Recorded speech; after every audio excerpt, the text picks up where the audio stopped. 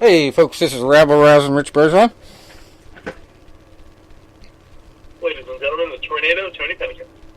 And Psychic Tom Pettit with his crystal ball, tape, everything. Ready to go. All right, well, we might have to veer from combat sports today a little bit. We have another fight going on between the new administration and the old one. So, big doings in the Capitol. This is our first show of 2021, so this is going to be a future meme, but it's just like 2020 said to 2021, hey, I bet you can't have a worse year than I was, or be a worse year than I was. And 2021 turns to 2020 and says, here, hold my twisted tea. Yeah, right. Because Twisted Tea also was involved in a little fight situation that was viral before all this happened. With, which was kind of hilarious. was very hilarious, especially the different varieties of memes that went with it. My favorite was when they put it to music and on repeat in one video. They put it to every different type of music imaginable. But it all went, with the drum beats when the guy smacked him in the head. But I remember seeing this, and it wasn't a big deal. I couldn't even get the video to play. It was like in one of those app things. Oh, guy hits guy in the face with a twisted tea over racist remarks. I was like, oh, that's interesting. And then, next thing you know, like 3 days later, it's everywhere. But now they got a new subject because yesterday we had a pretty crazy situation with the certification of the Electoral College votes. Got off to an okay start. We had the regular objection getting started pretty early with Tony's home state. No, it started with Arizona with the first objection, but I think the next one was Pennsylvania. Big objection, but yeah, it was interesting. Seeing the politics behind it, and Mike Pence put out a statement earlier in the day saying he wasn't going to mess with any of the counting and try to screw anything up. He wanted to follow the Constitution, and I respect that. But the Republicans felt like they had to go through the motions, even though it was meaningless. It wasn't going to change the outcome of doing these objections and, speaking their minds on the floor. And, when you're passionate about a subject as a senator or congressman, that's what you do. But I think a lot of the reasoning behind that was they were a little bit afraid of what Trump supporters would do, how they would vote next time for those guys if they didn't stand up for Trump. It's a little too late for that now. Yeah. My crystal ball says the Republican Party is self-immolated. Is that the word, setting yourself on fire?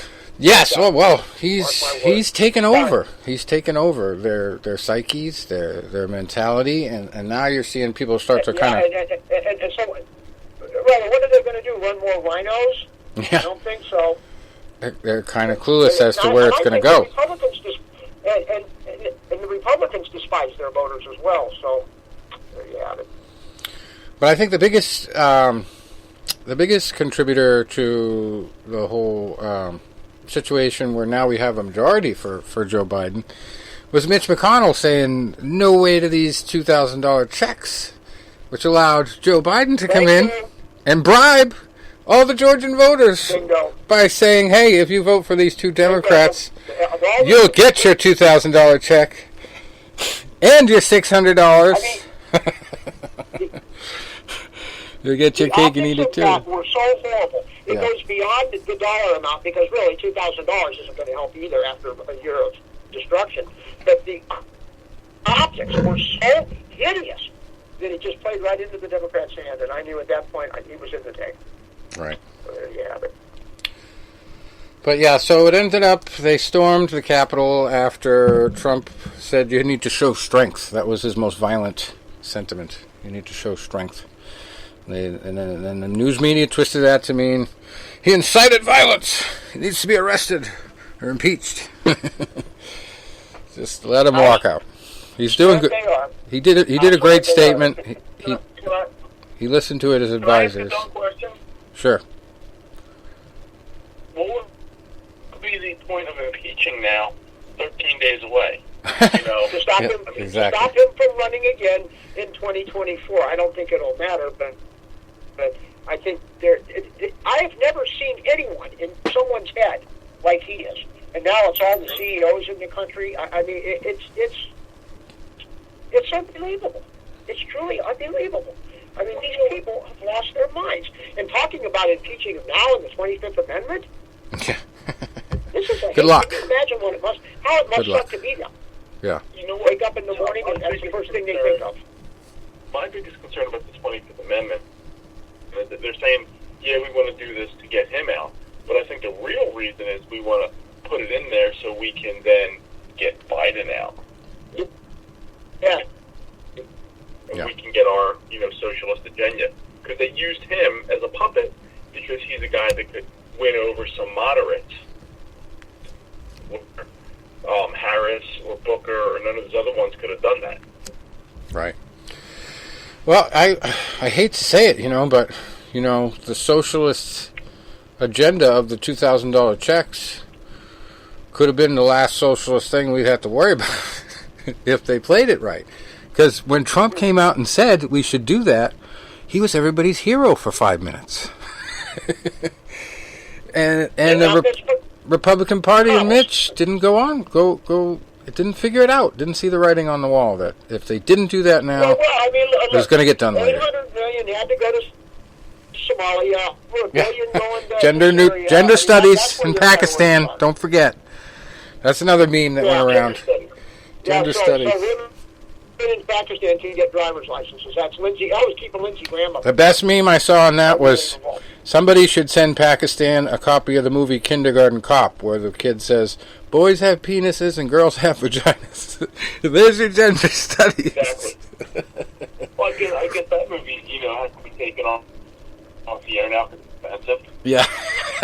Cancel culture. Ridiculous. And another meme that went around with the twisted teeth thing I got to mention was the Master Ken, where he explained the principle of obligatory contact, since the guy in the video kept repeating, "Smack me! Smack me!"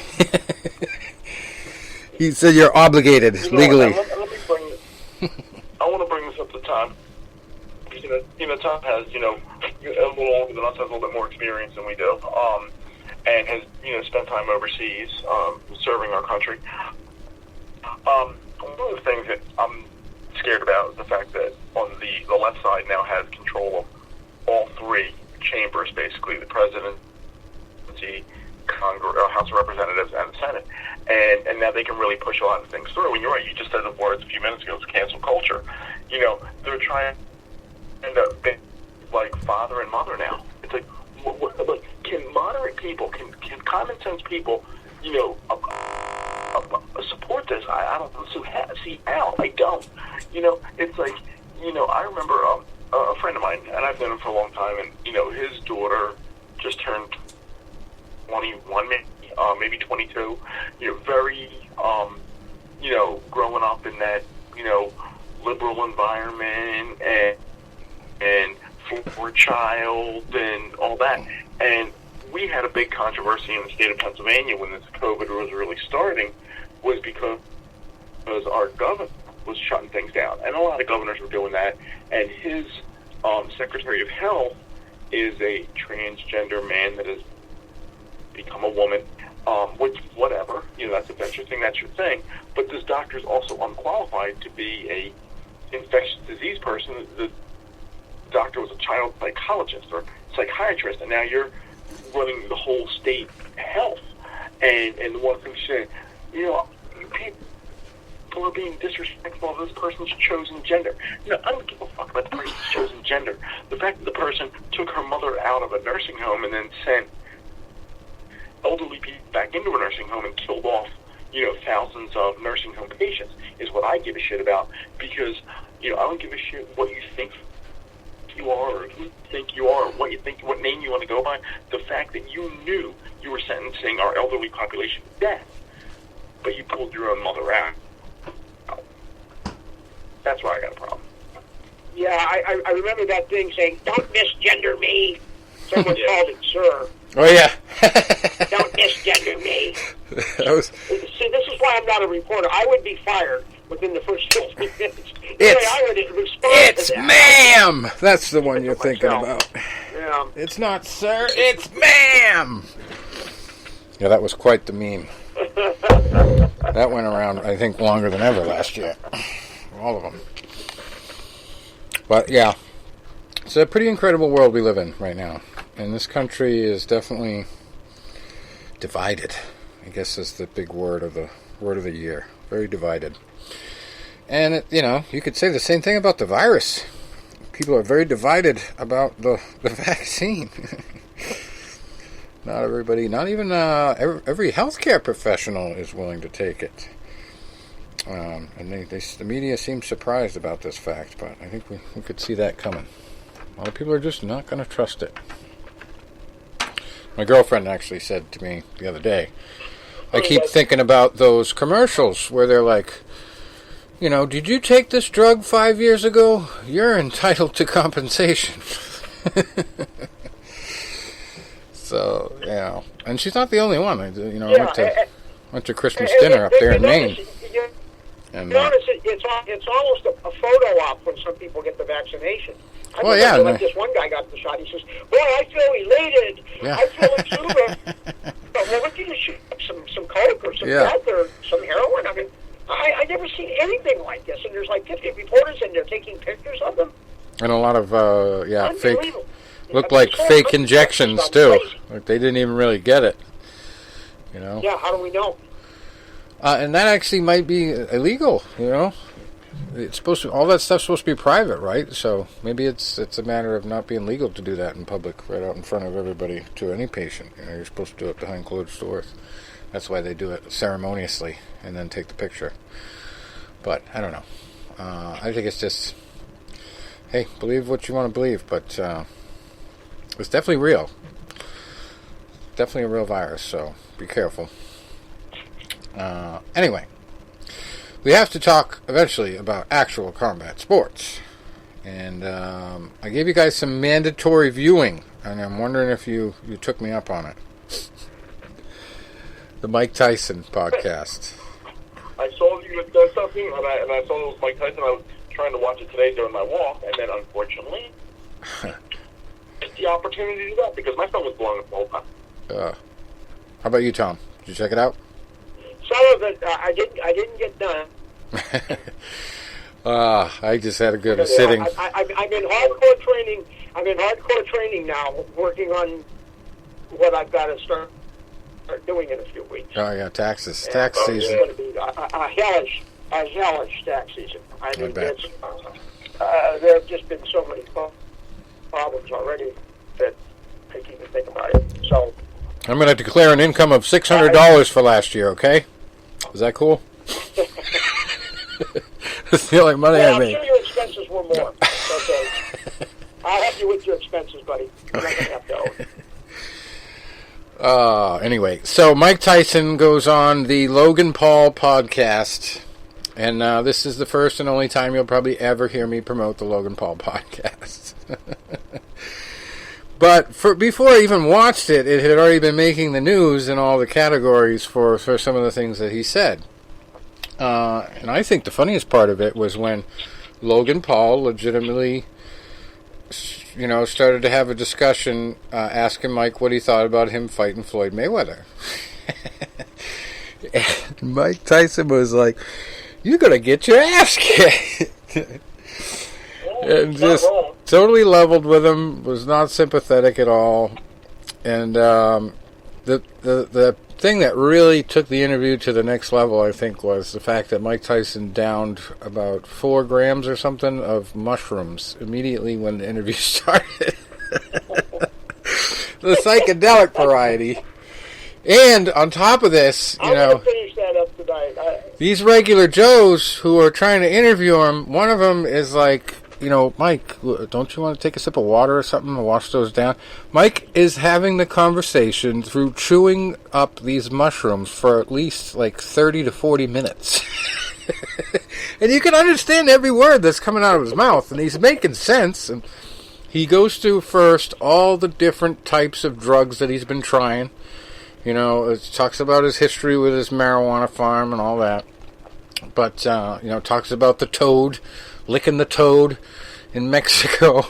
And doing that. Oh, he just goes through everything. And you rarely hear the tidbits about boxing, but when he gets into it, he gets into it. Like, he talks about that time of his life as if he was a different person than he is now. He's separated from it. And he talked about some of his favorite fighters. Yeah, he always uses that phrase, that guy. You notice that he'll say, that guy. Yeah. That's what he calls himself from the 80s. That guy. And that's... If you're a good interviewer now with him and you want to get something out of him, that's how you approach the question. You talk about it like that. That guy, you know. Did you enjoy being that guy? You know. And that's Logan Paul did a great job with that. He really got a lot out of him. And then on top of the part about Floyd Mayweather, it got real funny at the end when Tyson didn't really want to leave. You know, he was having such a good time talking to these guys. And they started to show him pictures of shaved monkeys. Because of the muscular physique, you know, and Tyson was amazed. He was just like, unbelievable. And they asked him about his wildcats, you know, his big, he had a big cougar or something, a black cat, a panther. And, you know, he talked about it ripping the guy's arm off. I had known that story, but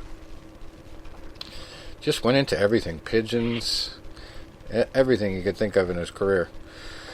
Custom auto part was pretty interesting too. He talked about how he met a guy in jail who introduced him and got him started with Cuss, and just how he stayed disciplined. It's pretty interesting through his young career. You know, he never really was a bad boy after Cuss got a hold of him until he was champ, and then he started to have that influence and an entourage, and you know. Before that, he said bad things to the press, and he maybe got in a street fight or two, but he wasn't really the true, you know, troublemaker type that he was that made him fierce before he got to Cuss. And, you know, that first stint in prison obviously did him some good. But anyway, he gets into everything, and I hate the whole Logan Paul YouTube boxing movement in a lot of ways, but you know, the kid obviously has a following for a reason, and he's gotten good at interviewing, especially with this one. And I think it helped. They said that Mike Tyson had him on the Tyson podcast that he does with the two other guys. I don't even know their names, but the day before. So they got to do an interview from his side before that. So anyway, I guess that's the way to go with Mike. But I never thought I would see Mike Tyson on a live broadcast eating mushrooms for 30, 40 minutes. Oh. He did start to say, you know, how high he was at the end. Like, he was losing it. And so one of the funniest parts of the interview was when they were asking him and his handlers behind the scenes. They were like, you know, what do you guys do when Mike Tyson doesn't want to go? Do you like try to put him in a headlock? Like, how do you get him out of there? He don't want to go. Oh, crazy stuff. Anyway, we missed some boxing last weekend. I missed it, but maybe one of you guys saw it. The big fight was the Campbell Garcia bout, and Garcia got knocked down very early. Some highlights, but good. I watched the whole thing, and I can say it was a great fight till it wasn't. Oh man! In that second round, that Campbell, I think, just was very. He had a defensive mindset, and sometimes you just have to go for it, and he didn't. I mean, because Garcia, to his credit, really got blocked, but he acted like a fighter, got up and composed himself. But Campbell just didn't push the action because I didn't think he was going to win a decision, and there we had it. And we're on a big hiatus from the MMA, as the casuals would say. Point, you know, fighting a southpaw, and the way they lead with that if you can time, especially if they come out with that right jab, you can get underneath it, the body, especially with that, left hook to the body, and that's what happened here, and that's what ended the fight. That punch can really take out anybody at any time. Right. So, but there was one of the things they said, about Garcia getting down for the first time in his career, and it's like, did that show some potential vulnerability? Yeah. This must be like the universal time off for... Panic, yeah. I was going to say, this must be like the universal time off for mixed martial arts and boxing. We have absolutely nothing on the schedule in boxing of any significance, even on BoxRec, until Thursday the 14th. Upcoming. Thursday the 14th. And it's, it looks like some Japanese fighters. Kurihara and Inoue, yeah. And then after that, Saturday, the big fight, Riku Nagahama versus Ryoto Toyoshima. So, yeah, it's a pretty slow period. A lot of people just, I suppose, like to start off the year with a couple weeks off. It's a good thing we have a guest on tonight to fill the gap. But she's coming up in a few minutes. Has a lot to do with it. It's like, we're just breaking from the holidays. There's, the concern about another surge, which has been talked about for the last few months. So I know the next fight card that's coming up in Philly, Pennsylvania, and Philly did another total lockdown. They cut out the indoor dining. They closed all the gyms again. You couldn't go in there. Thankfully, I was doing the Christmas tree work outside. That didn't affect us. Busiest season I've ever had, in my 12 years there. But in Philadelphia, RDR Promotions, Rodney Rice, who I got to get on the show. I've known Rodney for a number of years now. He trained the guys out of my old gym, but he also does promotions, and he's got a fight card coming up in South Philly, not this coming weekend, but next. Right. So, you're going to start to see things trickle in again. I think you're going to see and I hate to be pessimistic, and I hate to be, finger pointing, but what you're going to see now is, in 2 weeks, when they have the transition, that the vaccines are slow rolling right now are going to ramp up, the distribution. Because, like, in certain states, they say they were sending out 3,000 and only 5,000 have been administered. Why? Well, right? Why? I think a lot of the slow rolling should or might have something to do with the fact that it's only been tested in laboratory settings. So maybe they just want to wait and see. I think that I've only heard of one person dying right after the shot, but I don't know how many overall had taken it at that point and what her history was. So you can't really make a conclusion on that one freak case. But there have been some side effects. We don't know exactly how severe they're going to be on a grand scale until everybody that's going to take it takes it. But there's always risk. There was one guy that I read about who had left a ton of the samples out purposely. Did not keep them refrigerated because he wanted to destroy whatever was in it. A pharmacist. So why would somebody do that? Has he got a twisted mind, or was he convinced that it was a bad thing? I don't know. There's a lot of stuff going around that you have to kind of take it with a grain of salt, and I think it might be better to wait a little while, as long as you can. But people who want it should be able to get it. If you want it, go ahead, get it. If you think it helps you, you should have it. If it's bought and paid for, why not? Here's my thing, Rich. First of all, I work in health insurance, so I know that this is going to be considered preventive, just like the flu vaccine, just like an annual mammogram for a woman, or a colonoscopy for somebody over the age of 50. It's considered preventative, so it's going to be free of charge. no cost share. So that's a positive right there. The other thing is, it's like, are there potential issues? Absolutely. But the thing is, you look at the people, like my friend's mom had it, and thankfully she had it a mild case, but I texted her around Christmas time just to see if she got the gift I sent her and how she was feeling. And she's like, this is the worst thing I've ever endured, and I had it mildly. Right. You know, you want to prevent people from getting that because, like I said, healthy guys, young guys, are most likely going to walk right through this. I take it as like I'm fighting an opponent, and I would go right through them. But maybe other people that are vulnerable or sickly or weak or elderly, they can't do that. And, you know, you want to protect, you know, them. And if that means protecting all of us so we can go back to going to baseball games and going to fight. You know what would have sucked? Last year, when I spent, you know, all that time and money booking that trip up to Boston for that Red Sox game, because we booked that in November. Yeah.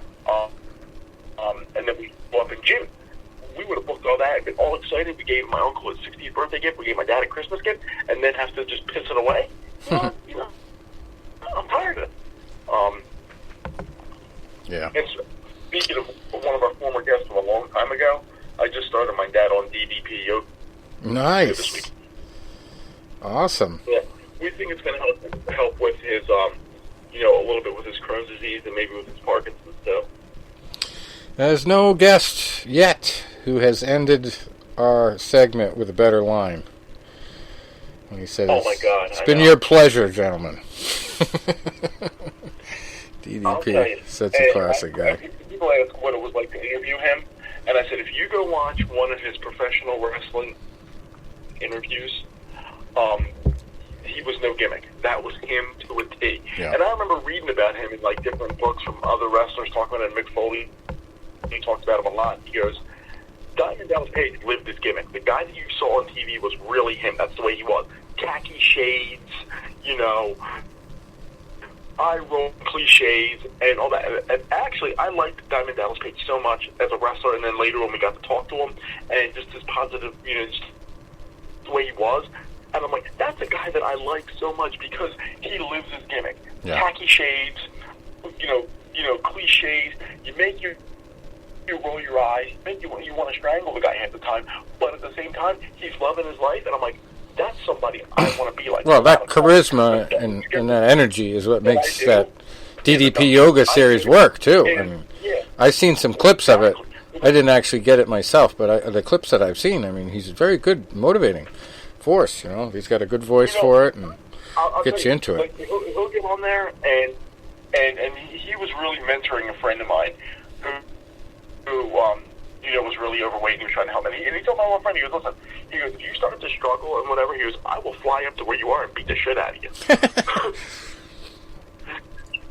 Awesome. But if you like watch him on like these videos, he'll get up there and he'll be like, you know, listen, you can do this, you can own this. He's like, you know, yeah, it might be hard because you might be shaking, you're building strength. He's like, you know, feel your stretch, you can feel the sweat coming off your nose. He's like, this is a good thing. And, you know, and it feels like he's doing a wrestling promo. And I said, like I said, one of my goals in life is the gimmick that I do half the time, if I can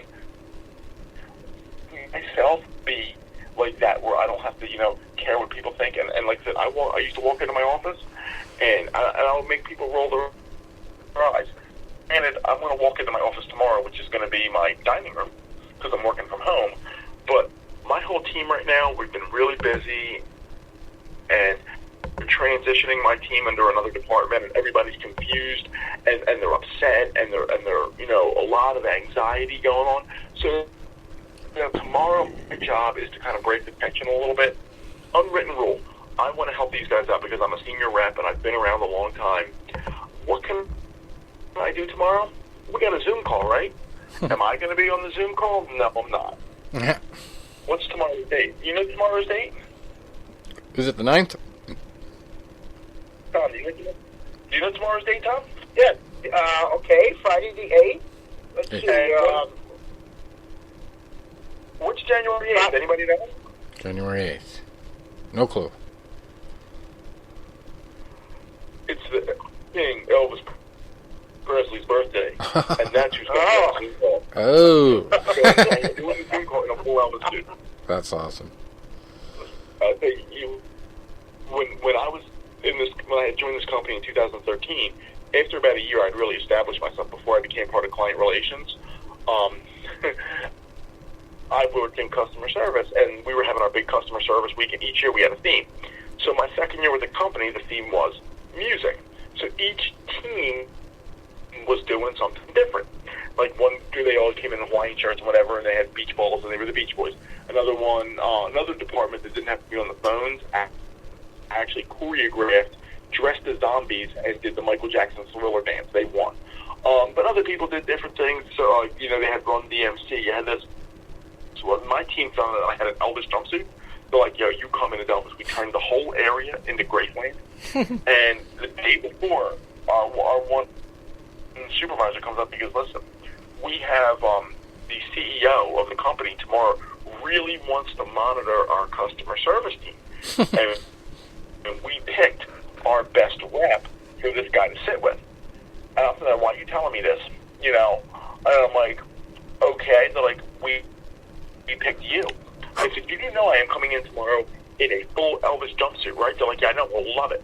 So this guy retired a year later. He sat with me for a half hour, very nice guy. He mentioned me when he was addressing the company that day. When he retired a year later, I was part of his slideshow, his retirement slideshow, because we had taken a photo at the at our holiday dinner like a month later, and he came up to me and he's like, I was just waiting to see what you were going to come dressed wearing this, which was one of my sequin tuxedos. Yeah. He's like, you really, put on a good show here. I'm like, yeah, I know. I'm like, I am what I am, and that's a Diamond Dallas Page thing. Diamond Dallas Page lives this gimmick, and that's my goal in life. Wow. Well, that wraps it up neatly in a nice tight little bow. But anyway, tacky, annoying. Pretty good stuff. I got to cover a couple stories before we get our guest on. Keisha Morrisey. Mike Tyson. Okay, we talked about him earlier. His kids are supposedly now addicted to this fight camp thing, which I actually saw the first commercial for on TV over the last couple weeks. It's just a big, huge, heavy bag that's freestanding. You put it in the middle of your living room, and you've got like a subscription service. I think we talked about it on the show like a month ago, maybe two, right before Christmas. It's called Fight Camp, all one word. F is capitalized and C is capitalized. It's basically calculates your workout, records and tracks rounds, punch output, speed, all these other stats. And he says it's helped inspire his daughter, 12 years old, and son, Morocco, 9 years old, to help them enjoy boxing. He says now I can't keep them off of it. So there is hope for the next generation of young boxers, I suppose. It's been a few months since we got it. I use it for combination drills. And Milan and Morocco use the pre-programmed workouts. Also helps one of his sons there with his tennis game. And they're both homeschooled, so what else are you going to do? Keep them busy. The other story I got to mention, I've actually piped in on this on Facebook on a couple of the big MMA posts because it's been one of those viral things that's gone around. Dana White claims he has a, quote, surprise, unquote, for illegal MMA streamers. He also says he can't wait to catch you. Because there was a lot of fans, one in particular that he responded to, saying that they were going to pirate the next UFC event, big pay-per-view one, which is Dustin Poirier and Conor McGregor, UFC 257. So he personally commented these things. He says, I can't wait to catch you. And it turns out being such a good buddy to Donald Trump must have paid off for him, because he and a lot of other big media conglomerates online were able to get some language into the stimulus bill that just passed that increases some of the penalties for illegal streaming. of and copyrights and all kinds of stuff like that with online media. Somehow just got it slipped in there with all that pork and gender programs for Pakistan. So he's thinking that this is the be-all, end-all of pirating now because of this legislation. It hasn't even been tested yet, hasn't been enforced. And from what I'm told by the people who really looked at it closely, it doesn't even really punish the endgame user. It's going after the producers. And to go after the producers, they have to be based in the U.S. to have any actual clout. Right. And most of these things are coming in from offshore. And you can't do anything about it. Talk. So good luck with that surprise, Dana. I've been trying to educate people about what he means and how he's going to fall flat on his face with trying to prove that. Hey, he's just trying to scare people, making them think they have to pay for it. But anyway, that's all on that front. Let's get Keisha on the phone. I'm sure she's waiting for us. And we've had her on the show at least a couple times before in the very early days. Yeah. She's out in Las Vegas now. She actually... New York, right? Like Harlem or Brooklyn? What? What was that, Tony? She was originally from New York, right? Yes, actually, she, I believe, knew Mike when she was around 15, 16 years old in New York. But yeah, we'll get the full story on that. So we've had a change of guest at the last minute. I thought we had the White Buffalo. Oh no, that's next week. Forgot to mention that.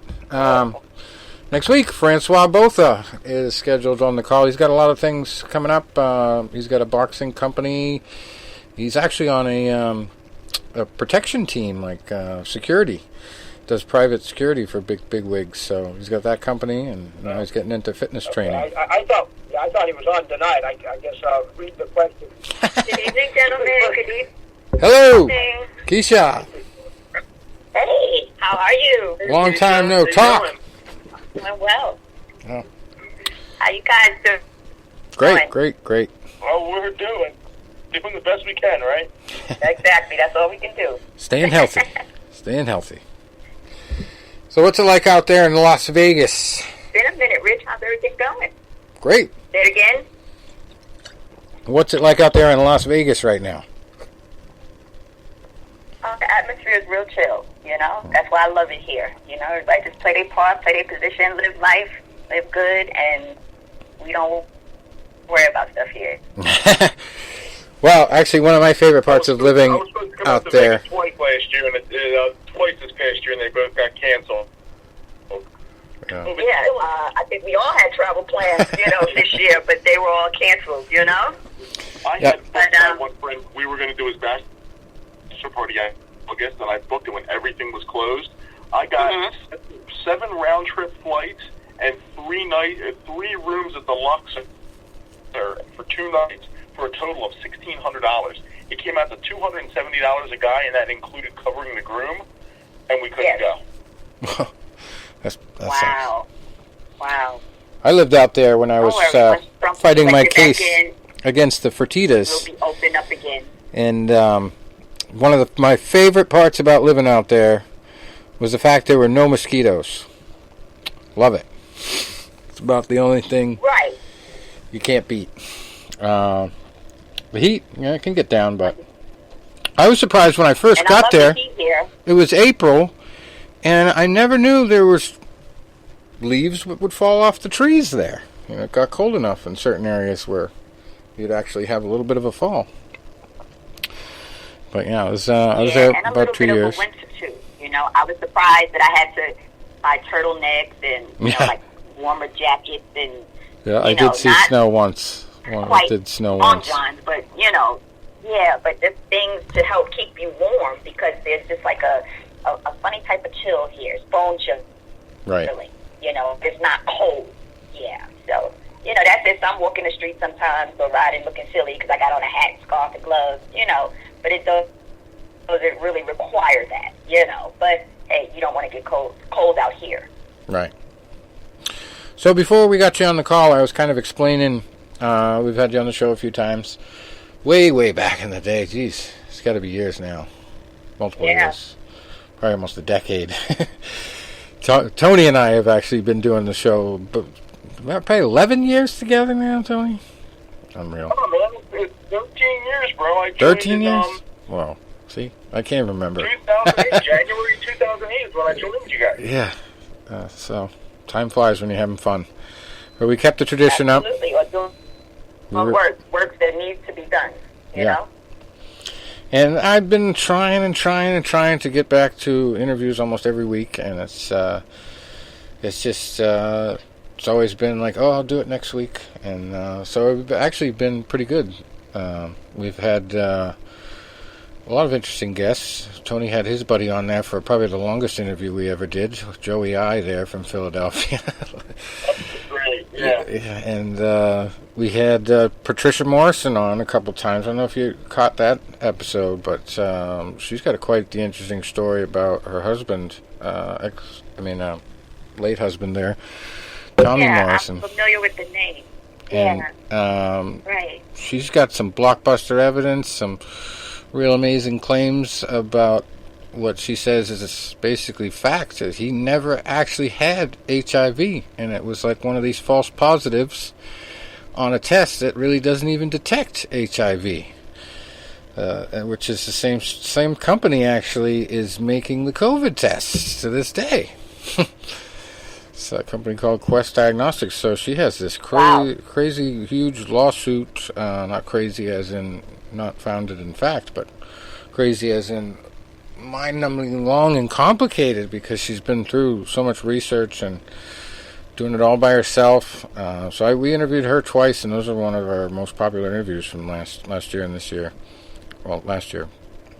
Yeah, but anyway, well, you know, a lot of truth is coming out because that's just where we are in the universe. You know, I mean, we've gone through so many years of illusion, you know? Right. That, you know, people are beginning to wake up and you know, think for themselves and, you know, just a whole host of things that I'm sure everybody do to some form of capacity in their own right, you know, but, yeah, you know, this is the truth age here. Well, we've never had so much access to explanations out there than we do now. And in a good way, that's how technology has helped us, but it's also kind of hurting us in a lot of other ways, because it's just sucking the kids right into it, into a lot of unhealthy use of these phones, and just not paying attention to real life stuff, and not being engaged in real community efforts. So that's the sad part of it, but you know, a lot of people are getting educated on the good side. Agreed, but I also do believe that this generation of youth, they're highly intelligent on their own. You know, they're a special type of generation that we're dealing with here. So yes, unfortunately, we have, you know, the technology, and they're there all day. But again, unless we direct them to what they actually need to be doing, when I have some conversations with a lot of youth, you know, you saw my thread on my page, what I deal with. You gave me the 2-hour mark. I was dialoguing with one of my 18-year-old volunteers that really wanted to know, you know, my perspective of what was going on. You know, he is just so mature for an 18-year-old. You know, right. He volunteered for the campaign, and you know, he's not into the technique thing, you know, and all of that. I'm not saying he doesn't do that at all, but his mind is just not totally on the technology. But I get what you're saying. You know, the technology is killing the youth somewhat, you know. But again, this is where they find information and are able to tell me. I'm sure I communicated this to you years ago. It was the youth that was helping me with my campaign 20 years ago. You know, they were the ones that enlightened me about a lot of stuff, because being raised one of Jehovah's Witnesses, we didn't talk about politics in my family, you know. But when they asked me to run for office. I did because I just felt like I would be a good spokesperson and a leadership for the community. Again, I went to the youth. And it was them who said things like, you vote the person, not the party. So I'm sitting here saying to myself, well, then why do we have to register Democrat or Republican? All right. Yeah, I was kind of a reluctant supporter of Trump through most of his presidency. But, he kind of grew on me in some respects. And one thing that I mentioned in the comment on your post is that I was always very concerned about his ego. And I don't do this to be, like, pompous, but I actually got an interview question into him once related to an Affliction Fight League that he invested in.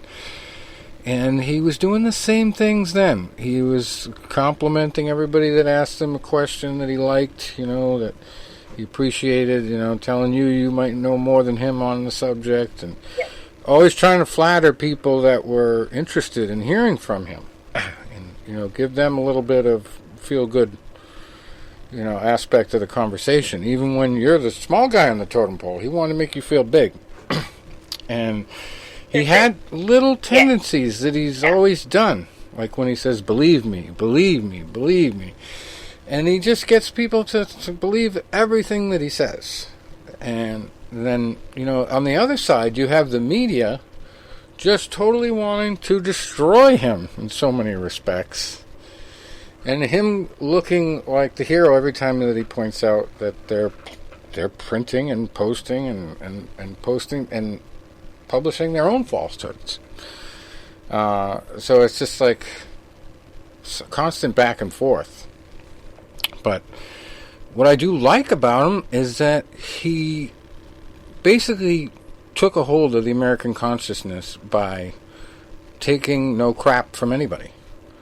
People liked that. They wanted more of that. They wanted their politicians to tell it like it was. And they liked the idea that if somebody's criticizing him, he's going to hit him right back. They liked the aggression, And they felt like that was going to get stuff done. But then when you have the second election and, whatever you think about how the votes were tabulated, if they were legitimate, it was still close. It was still close. So, just makes you wonder, like, there's a lot of mistakes that he made that were related to ego that probably killed any chance that he could be reelected legitimately or otherwise. Who knows? I don't really know. That's basically it. But if I have a brother-in-law right now on that same thread, and I hate to even have to give him energy. But he's a narcissist, and I'm not saying that Donald Trump is a narcissist, but I said that to him, and he agrees, and he knows, and we've had this conversation before. And so, again, it's ego, because that's what narcissists have, egos, And what people don't understand, I've had a few personal encounters with Trump, and I can go on the record and say this because it's true. And a lot of people may or may not believe it, but this is why I support Donald Trump for president. Because I worked in his building at the little Christmas store, the incredible Christmas store. The owners left for a couple of weeks. Mr. Trump got off the elevator. He walked over to me, not knowing who I was, and said, young lady, could you just make sure the tourists pick up these? And he bent down and picked up the flyer. He said, these flyers as you're giving them out, because, and then he looked at me and said, Keisha, what are you doing in here? And I said, oh, I'm working at the incredible Christmas store, sir. But prior to that, let's rewind. Earlier that year, and the year preceding that, I worked at Sony, which is directly across the street from Trump Tower. And when I would leave the building every night, about 7:30, 8 o'clock, because I didn't want to run into subway traffic, all the people that get up at 5, and, it's just crowded. So I asked to come into work at 11 and get off at 7. And I would see him, occasionally, and as we were approaching, summer and stuff like that, I would see him more and more and more, whether exiting the building or entering the building, and I would just walk by and go, good evening, Mr. Trump, or good afternoon, Mr. Trump. And he would go, hello, how are you? And I would go, I'm doing great. And then one day, after maybe perhaps 3 weeks, maybe 3 months, he said to me, what is your name? And I said, Keisha. So a couple of more times I saw him, and I would walk by, and he'd go, get in, Keisha. I go, good evening, Mr. Trump. And I just keep walking. So, of course, I went home and told my dad, know, with Donald Trump. So my dad said to me, well, maybe you should ask him to support you with your beauty pageant that you'd like to produce with your friend. And I said, you know what, you're right, because he owns a pageant. And I love pageantry. And I want to own a pageant one day, but I do own a pageant. So I sent them a letter.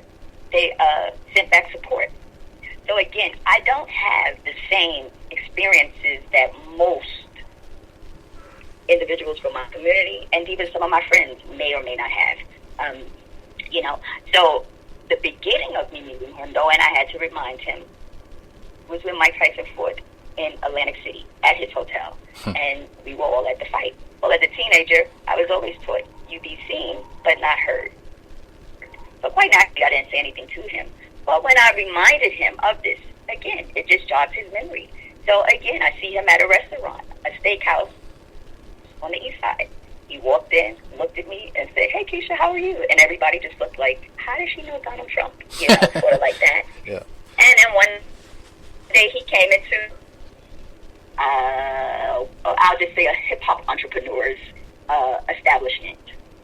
And I'll be honest, I was never so embarrassed when I was sitting outside having dinner, and he came in for a meeting with a couple other people, and he looked at me, and he said, hey, Keisha, how are you doing today or this evening? And I said, I'm doing fine, Mr. Trump. But everybody, again, looked at me, and this was a African-American establishment. And he said, I said, I'm doing well. And he said, okay, fine. But again, I was just, you know, kind of shrunken because it was like the whole restaurant looked like, how does she know him? Because it was very crowded outside. It was a very popular restaurant at the time. And a lot of people were trying to gain access in. So again, when people say he's a racist and he doesn't like black people, I'm not his best friend. Never was his best friend. He may or may not know me now to this day. I worked his campaign. I also worked the Affliction in the May series too, that a lot of people don't know about.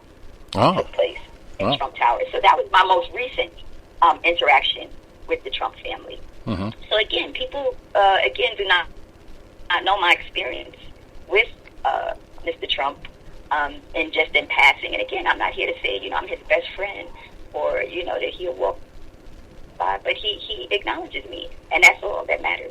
So right. For me as a businesswoman, and he's a businessman, I admire him. I know he's had his issues when it comes to bankruptcy and et cetera, but we all have issues, you know. And again, I'm not all that fluent on what's going on, but right now I just know that for us, for what the American people need, well, that's the thing that he's the best choice. That's the thing that really swayed me to actually vote for him this last time, and kind of, it was like voting for my dad too, a little of me, because he was a huge fan. My dad just died last June, right before the COVID really took hold, and could have been related too, because he was going out to a lot of the bars, and you know, a lot of people said that they were really, really sick with something that winter before COVID really hit stateside, and they knew it was here. But anyway, just a huge Trump fan, and so much so that he kind of disowned my sister, who was an anti-Trumper, at the very end, unfortunately. But yeah, he was just such a big fan of the guy, and I took it with a grain of salt, you know, because I kind of looked at it like a realist, and I said, you know, the ego thing bothers me so much, because when he starts saying that he knows more than people who have been doing this their whole lives, when he has no experience at all on the subject, you know, you kind of have to see through a lot of that stuff. And you know, I know CNN and all those networks totally exaggerated how much he supposedly lied about things, but he definitely did, you know, stretch the truth a lot in his presidency, to just put it lightly. Not as much as they said he did, but he was very masterful at it. And I think that really kind of hurt him in a lot of ways. Well, but yeah, and I do understand that, and I do understand how a lot of people are just not ready for it. You know, it's a lot like you said, to ingest. You know, you're going to have problems with every leader. if you're going to have problems, those really aren't that bad of a problem to have until it gets to an extreme like we kind of are seeing now. But the bottom line is Joe Biden is no better. Not even anywhere, no way possible could be better. He is guaranteed to be much worse. So it's like a lot of elections. People have to hold their nose and go into the voting booth and do the right thing, and pick the person who's going to lead the country in the best direction. So that was my perspective. For me, I've been saying for years, I think we should be a part of both systems. We should be on both sides, the Democrat and Republican, so that when we come to the table, or whoever is voted in, that we have voices to represent us. So I understand what a businessman is, but at this point, I'm just not understanding what politicians are. Right. Because you have politicians that are functioning like businessmen. Exactly. And lobbying so close to the D.C. atmosphere, they have a whole street, K Street. It's all lobbyists, and they have hundreds of thousands of dollars to spend on every senator if they want to try to wine them and dine them and get them to go with what they want for legislation. And I was telling somebody today, it's sad that we don't have people like a Tip O'Neill who could work both sides of the aisle. Even John McCain was very good at that, doing cross-party legislation. But, those type of characters are all dying off. You've got people now that are just so entrenched on their side that it's becoming a hatred issue. They just hate the other side so much they won't work with them, won't even talk to them. And I think that's partially been produced because of the whole obstructionist attitude of the Democrats under the Trump presidency, and just not even acknowledging that he got elected in the first place. And then just harassing him every step of the way, trying to get him hung up on some scandal or, supposedly withholding aid from a foreign country. It's just ridiculous. Well, with truth comes division. Right. And again, you're going to have the people that believe, and you're going to have the people that don't believe, and then you're going to have your people that's down the middle. So you could only sway, to each side. And again, I've never, asked anyone to join the Republican Party. And I may have asked one or two people if we were just having this conversation, but that's not my agenda, to bring anybody over to the Republican Party. I'm comfortable being, somewhat of the minority and the majority anyway, because it would take a lot of educating of folk. And I don't have that time. And so that's why my threads reflect that. Whatever is basically what I want to say. As an activist and a grassroots organizer, which I could just totally stay quiet or just erase everything. But I'm just giving them the benefit of the doubt. But I also, too, and if they don't realize what I'm doing is I'm just showing people that are new in my world what I've dealt with in the past, what I deal with or what I would have to deal with, and how they should understand how I don't get support. So let me just throw this analogy out there, because this is the one that really, really bothers me when it comes to my Facebook post. I brought my deep into music industry years ago. Just as many of my friends from Harlem knew this as well. When Prodigy passed away out here, I made a post. I simply said, no comments, no phone calls, because they immediately started, and I was distraught. The same as I do Trump posts. Don't make a comment. My point is that when I did that with Prodigy, not one friend, even, and I'm talking about homegrown friends, attempted to reach out to me. No classmates, no schoolmates, no one. Okay? People did, though, but not people that I would have expected right. to. Knowing my plight in music industry, knowing, but I understand it now. Okay, do I care? Because you also mentioned something about hate. See, I just can't do that because I know people. I know my people. And so I'm not going to hate you. It doesn't matter because I'm going to keep moving forward with your support or without your support. But 9 times out of 10, I've learned it's just better to roll alone. Less energy to have to deal with. So again, no deep sympathy. Of course my family was there for me.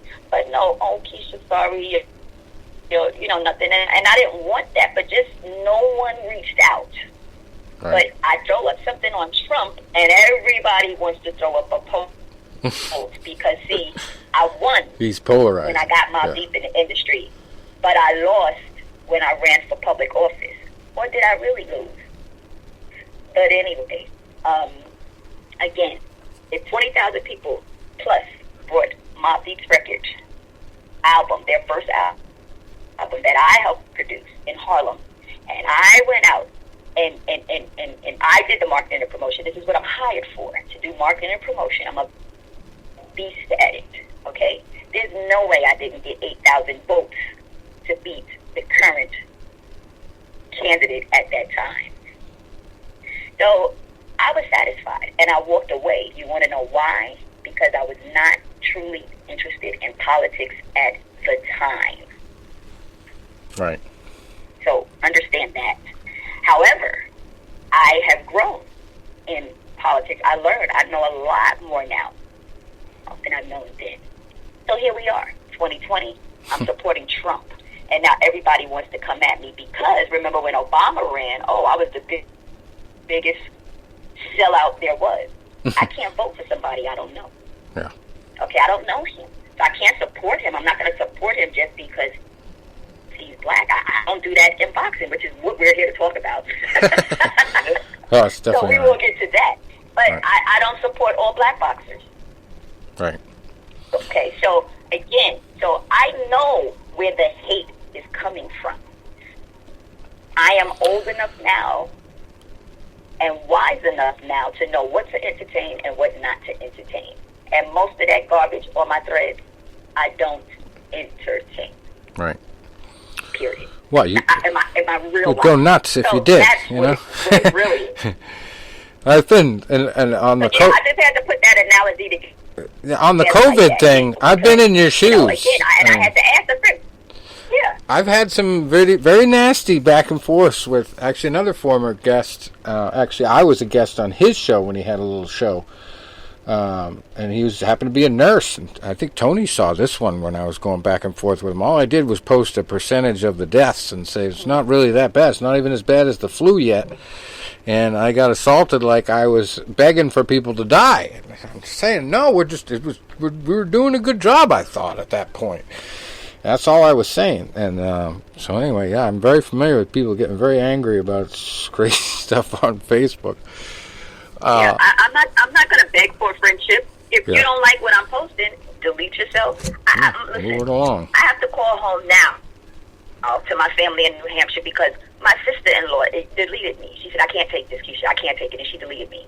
So now I'm going to call my camp mother to say to her, please, we have to have an open dialogue. That's something I'll do this weekend. Mm-hmm. And no, she's not African-American. She's white, okay? Or Caucasian. I don't know. I'm not into that. You know that. Right. So what disturbs me most about the whole events of yesterday and today is that so many people are trying to make this thing about race. Even the media is just fomenting this idea that if this were Black Lives Matter protesters storming the Capitol like this, they all would have been shot dead on sight. Like, they're really kind of trying to suggest that, and they're saying that they would be treated much worse. And that just does not evolve the conversation one bit. It devolves it. And just but not only that, Black people don't do that, and that's just period. Okay, that's just not us. First of all, we're not coming to no rally in Washington D.C. But they didn't care who called for it. Yeah. Okay, so that was first. Now maybe if Jesus called, maybe that may be different. But Trump called. Black people wasn't coming to that. the thing that really blew me away was Ishe Smith posted the video of the woman who got shot. And she was basically trying to climb through the window, trying to get up onto the glass and pull herself through the window where all the senators were. And I didn't hear her screaming, "I'm going to kill you," or "You're all dead," or anything like that. I didn't see a weapon on her. And what we saw was an example of excessive police force. And I believe, when they do a full investigation, that'll be borne out. Maybe we'll see the officer arrested. Maybe it'll be seen as, the guy was in a crazy situation, he was under stress, and he reacted. I could see both sides of the issues and the argument, but the fact is, it's an example of excessive police force, and that's a big problem in this country. And then suddenly people want to say she deserved it because she broke a law. This was actually said by people. And these are the same people that when they support Black Lives Matter and it's a guy that gets shot who's committing a crime, they'll, till they're blue in the face, say that even though he had a knife coming at an officer, he should have been tased instead of shot, And I just don't understand how it's any worse or better when someone gets killed in that situation, depending on the color of their skin. That's really the argument that I don't understand. And people are making it. Like, this woman deserved it suddenly because she was committing a federal crime. I don't get it. I don't see how she deserved any of it. That's part of the division that's going on here, and that's why this is it. This is going to decide what side are you on, the left or the right, okay? And then after this, because I know a lot of people, I'm deleting off Facebook just off a principality, okay? Because and it's a principality of respect. Right. Okay, just respect what I'm saying. If you respect me, but see, you don't respect me, and I get it, and that's your right. So we're going to ride this out to the 20th, and then after that, a lot of people will be deleted. Trust me. Yeah. You know what's it's funny, but it's not funny at the same time. 4 years ago, when we were getting ready for another transition, now this was one where a president had used up, his 2 terms, and there was going to be a new person. Either way, there was going to be a transition. I voted for Donald Trump, and I was, outspoken on it. And I don't really talk. I always joke. I said the 3 things I try to avoid on social media are religion, politics, and the Great Pumpkin. And my way being silly, that's who I am. So I had a college roommate of mine who I considered, and I use that in a past tense, a friend. He had come to a lot of my fights when I was in college. We had been to weddings together. We had hung out, but he had gotten really, brainwashed to the left.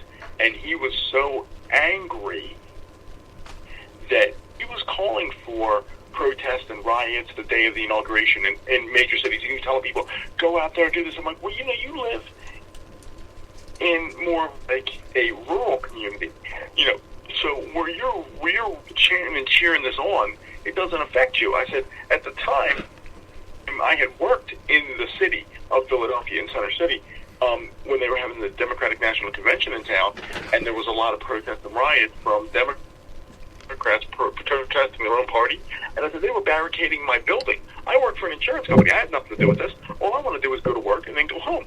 Why are you barricading me? Why are you people, pushing and doing whatever to me? I didn't do nothing to you. Now, when I boxed, I was called the Tornado, and I still use that name. More, I was like just saying it. I said, but I'll tell you one thing. When you're barricading my door and I'm trying to go home, I said, you're going to find out that a tornado does not go around things. It goes through things. But he was, calling for all this. Now, yesterday, like I said, he turned around, unfriended me, blocked me, called anybody that supported what I supported, which was the Republican Party, trash and degenerates and whatever. But here's the funny thing. He had come to a lot of my fights. When we were in college together, like, we would be at a function, and he'd run his mouth. Or if he was losing, like, a bowling match or whatever, he would start arguing and yelling at people.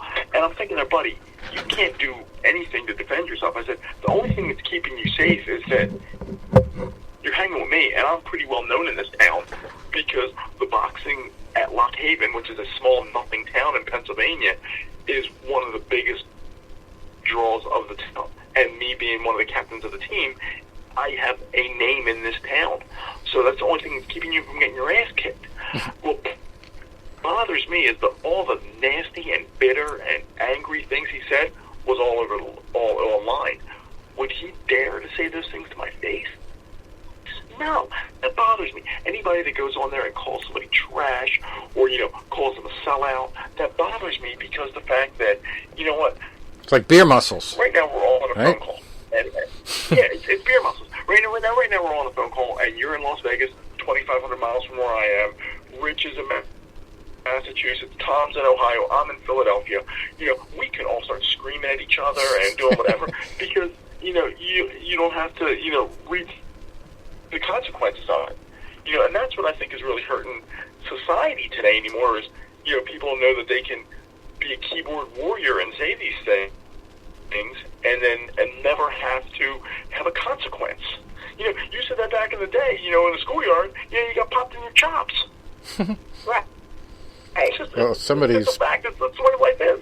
Somebody posted. Right, so we have a generation of keyboard warriors, and because I say the same thing all the time, and it just drives me crazy because I would rather sit here and go back and forth with me, which I'm giving up no information, period, because I do my research, and I know what's going on, and I work for the campaign, and I have comments, but you want me to sit here and give it to you for free? No. Now, I do entertain thoughts of people that want to know, okay, but you approach me in a respectful way, and most people, they know how to do that because they know me, okay, right. But I'm just not going to deal with I think most people would be surprised. Where I have people, they obviously feel sorry for because they're saying, well, maybe you shouldn't post anything at all. Are you kidding me? Why should I not post on my page? Right. Yeah. So you're saying for me not to post. And this is the killer. These same people know my industry. They know what I do. I'm not putting up anything that, policies and well, I'm putting up announcements of where my Republican people need to go, what they need to do. And I have to separate myself from the campaign right now because even doing this interview with you, we're probably going to be a week shy of it, but I couldn't interview with you before because of my contract with the campaign. I'm in a different capacity now. However, again, so I just post the fact that this is what we're doing and this is where will be held, and I have to 178 comments. Really? Yeah. From But people, it's funny. It's funny you mentioned that, the amount of comments, because when I first started in media and I put the website together, Fight News Unlimited, it was all because I was getting off MySpace. I started on MySpace. We had the whole website on MySpace. And I got all kinds of interviews with all kinds of different people in the boxing industry because they were on it. And the bottom line is, when I started the website, it was so new in the internet. A lot of people didn't know how the internet worked. And the older people, especially, that were involved in science. When I got involved in the science scandal and got sued for $25 million and had to defend myself in court, all that stuff. The craziest thing was when I started to write these articles, the people from science who were fighting with each other were doing it in the comments section. And by doing that, they were each creating a new link on the article, and they were getting more people to go look at it and respond again next day, day after that. So one person would probably see the article, if they were following the comments, at least 2 or 3 times a day. And you multiply that by hundreds, and then you've got me sending it to the site through MySpace and all my other marketing methods, and it became a viral hit without me even knowing how to create a viral hit. It happened by itself. So the people that hated my content made it skyrocket in the internet links. So at one point it was like, you search science, and my site was the 3rd one that came up on Google. Because they were too stupid to realize that you're going to get pissed and have an argument, and it's going to make my shit go viral. Right. You've done so, because when you look into the inbox, this is people saying, unbelievable. Now I see what you're saying. Yeah. Oh, okay. Because again, I'm new to Vegas. Okay. I know the the boxing community that I had to integrate with my GOP family. And of course, you know, they know my history of running for public office, but like I told them, it's not really my jig. You know, I'm more to the back end of it. I like promoting. I like trying to get candidates, grassroots stuff. And now they get it. And that's why, like I said, I let it ride. Some of them, you know, I just let it ride so they could see what I'm actually dealing with. You know, a lot of people ask about family. I'm funny when it comes to that because I love my family. So at the end of the day, nothing comes between us. I don't care what we go through. So, but some of it just drives me crazy because either you're for me, Keisha, or you're against me. This has nothing to do with Trump. So, again, the division with siblings. One of my siblings, she is straight fighting Harris. But let somebody come after me, okay? She's on it, okay? But then I have some that'll just sit there and just keep laughing it out. And I find that very ignorant. Or just commenting with laughs. I find that very ignorant. Oh, yeah. That aggravates me, too. Yeah, because, again, if you don't like it, just keep explain going. to me why, Why would you do this? Right. Because people are looking, and it's no reflection of me, it's a reflection of you. Exactly. Okay, so now you made a great point there. You know, you made a fantastic point there. I see that a lot. No, I should just see that. Is politically on the opposite end of the spectrum, but at the same time says, don't you come at my family because I'm going to defend. And that's the way it should be. You know, we can have different points of view. We can have different political points of view or religious points of view or ethnic points of view. Or, you know, hey, you know, it could be anything, right? Because we're all different. We're all human. We're all unique. But the thing is, if you can't respect that other person's, you know, opinion, or then you're the one that's wrong. And it's sad to see that. Like today, it's like you see somebody, you know, to say something like this, or to, you know, especially if they say something very derogatory. Now, what I started doing a lot on social media was I started using the unfollow. I don't believe in unfriending people, you know, because I believe that everybody that I'm connected to in some way has some type of value. And one of the saddest things I've ever realized was there are people that I considered friends, but everything they would post would be just so belligerent and so angry and so bitter and so hateful that I found myself unfollowing them. So I'm still connected to them, but the only thing I'll communicate is happy birthday. Your birthday comes up once a year. We all have one. And it'll say it all day, hey, today is Joe Smith's birthday. And I'll go on there and I'll say, happy birthday, Joe. Hope you had a good day. And that's it. I don't comment on their stuff because I unfollowed them. I don't see their stuff anymore. You know, and you know, people that, you know, we used to have a lot of communication. And here's another thing, except, you know, everybody can benefit, you know, from being connected to people if you do it right. Now, say for argument's sake, you know, I follow Joe Smith. Joe Smith, just, you know, a friend of mine, and, you know, we have cordial banter. Maybe we're not close friends, but maybe I have something that Joe Smith needs, or vice versa. Joe Smith has something that I need, and he's been so, you know, and he puts it on Facebook. Hey, I got to get rid of this, whatever. Oh my God, I need it. What do you want? What do you want for it? You know, I'll buy it from you, or I can help you. Maybe I have something you need to repair your car or whatever. You know. Well, we can do that because we can help each other. But if you're so bitter and you're so angry and you're so hateful that I unfollow you, then I can't see if you need something because I don't want to deal with you anymore, because 99.9% of the stuff you post is so hateful that one time that I could help you, I'm not seeing what you need to be helped. Now, I had, before we, the crazy political stand of 2016 happened, I had a young lady I was friends with. Now, you know, we chatted a few times. You know, we just came up as suggested friends. It might have even been on MySpace back in the day. And we reconnected on Facebook. And back about 10 years ago, I asked her out. She said, I'm seeing somebody, but I thank you for the offer. I said, okay, I understand. I hope we can still be friends and still stay connected on social media. And we did for a little bit, and, you know, comment here, comment there. And then, I don't know if she deleted me or whatever. Then a year or so later, we reconnected on there. I'm still dating or married or whatever. I don't know. And the one night, she posted something like, whatever, and I made a comment like, hey, sound like you're stressed. I hope you're okay. She sends me this private message back. I don't know if she was drinking or angry or whatever. You know what, I'm tired of you messaging me and whatever. I'm like, I haven't messaged you in a while. I'm like, I don't know what you're talking about.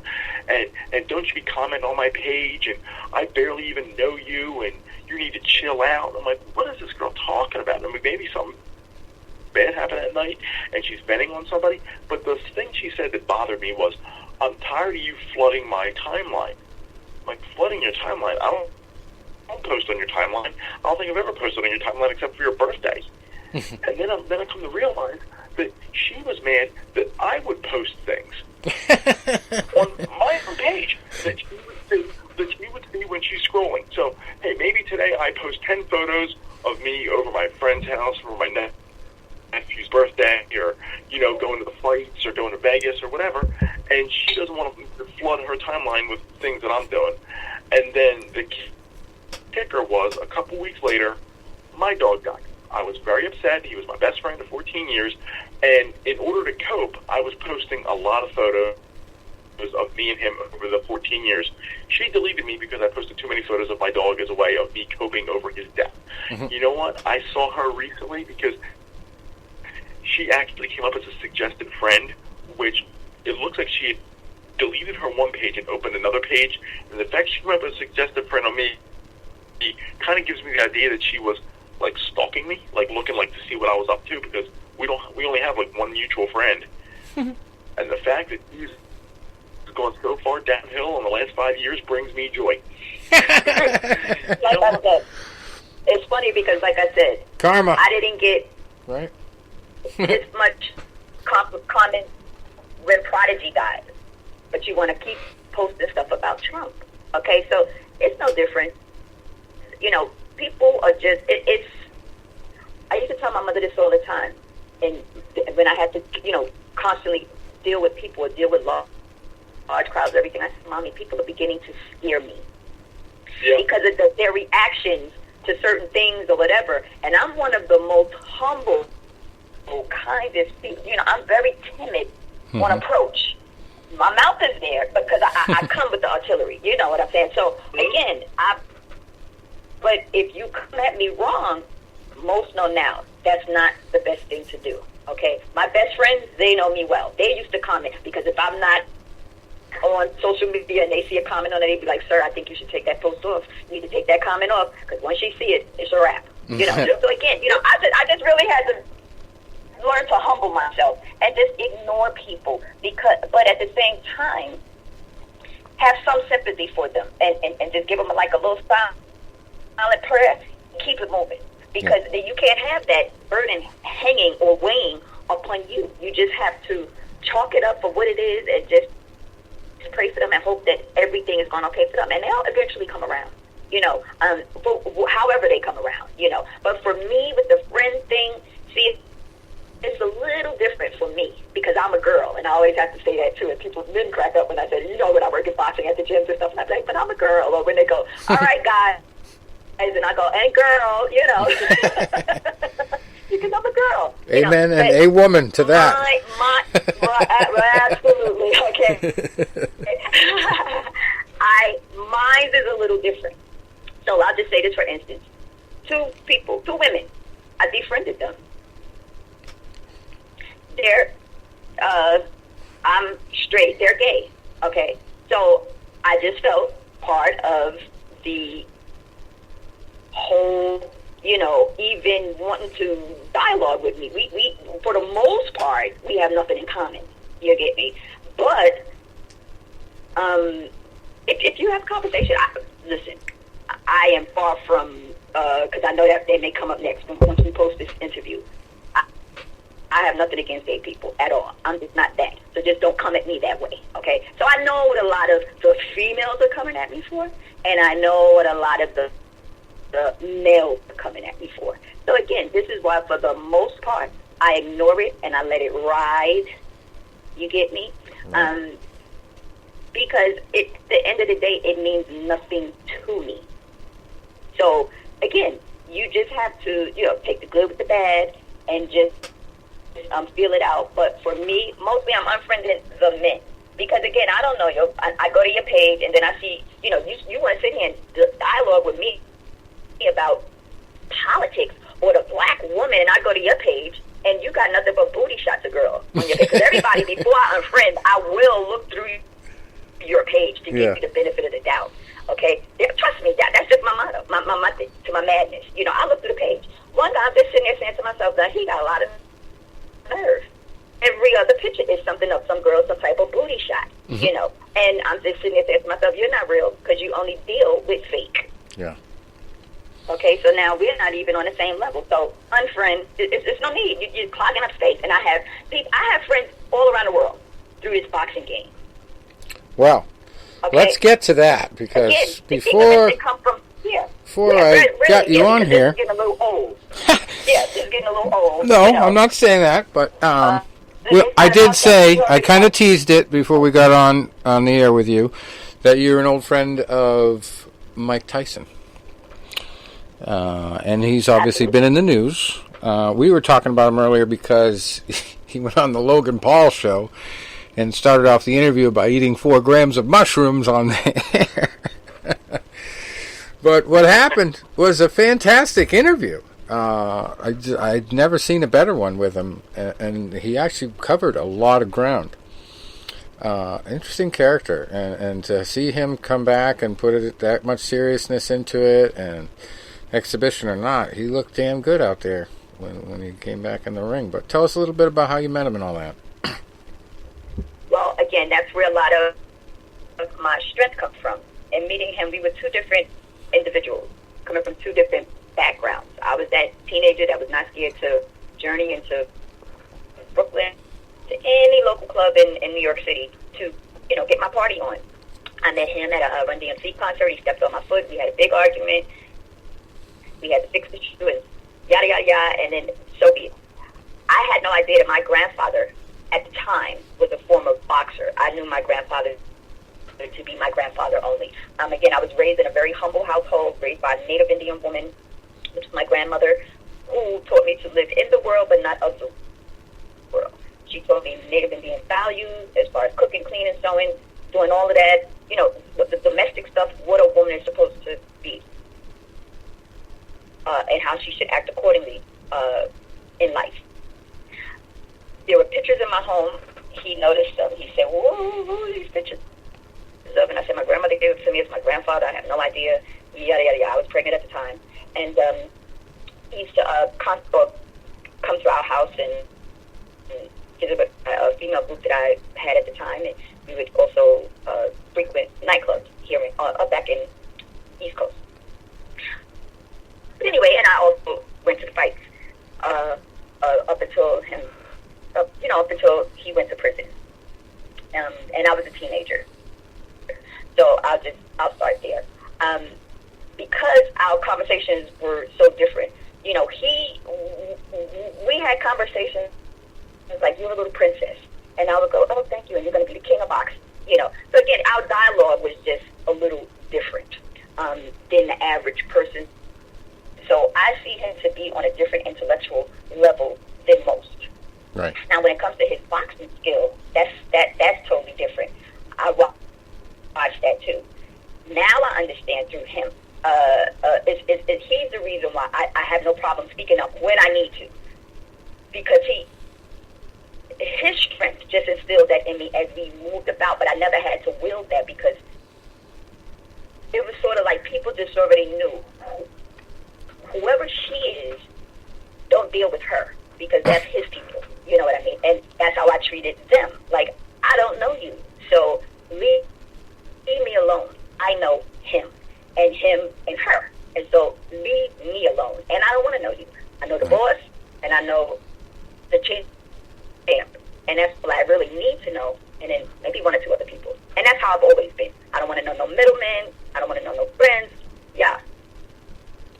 One of the most interesting things about how he's developed, even once he went to prison, is that and when he came out, I felt like he should get. I had a plan for him on how to move forward with his promoter, Don King, and it didn't work out that way, and he did continue to fight. But I was the one always saying that if anybody could do it and get in there and beat that whole heavyweight division currently, to this day, it would be Mike Tyson.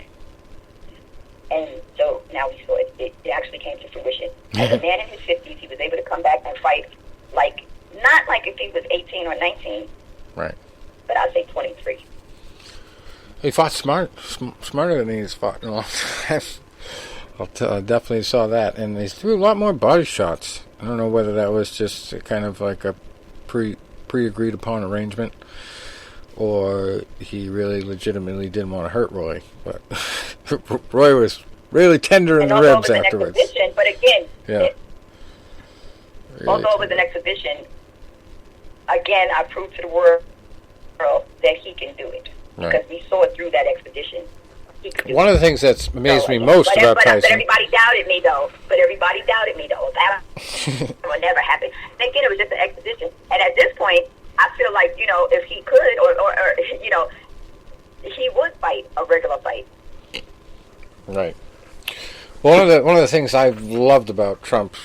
I mean, not Trump, but going back to Trump for some reason, but Tyson, who's also a big Trump fan from what I remember, he has become this guy that separated himself from the old Tyson completely, to the point where he calls that Tyson that guy a lot. Not that guy anymore. And when I actually got to meet him in Las Vegas myself, which hadn't happened the last time we talked to you, I actually had a Muhammad Ali glove. It was like one of those pre-packaged gloves that already has the printed signature on it. And it was Muhammad Ali's printed signature. So when you buy the ticket to go to his event where he signs stuff, you pay $300 and they give you a glove. And it's like this little tiny dinky glove that it's not even full size. You can't even put it on. So I brought a real glove and a big fat Sharpie, and I tried to get a couple words in, and I said, Mike, I brought this glove for you because on the Arsenio Hall show I saw that Muhammad Ali said you would have beat him. And he gave me this big wave off, and he's like, I can't beat anybody. Like, he had completely took a break from the whole boxing scene. Like, didn't even want to talk about how good he was or whatever. He's just happy living life. And he got into that zone. And it just definitely changed him a lot. It made him such a mellow person. And I like hearing him open up now and talk about life what he's learned.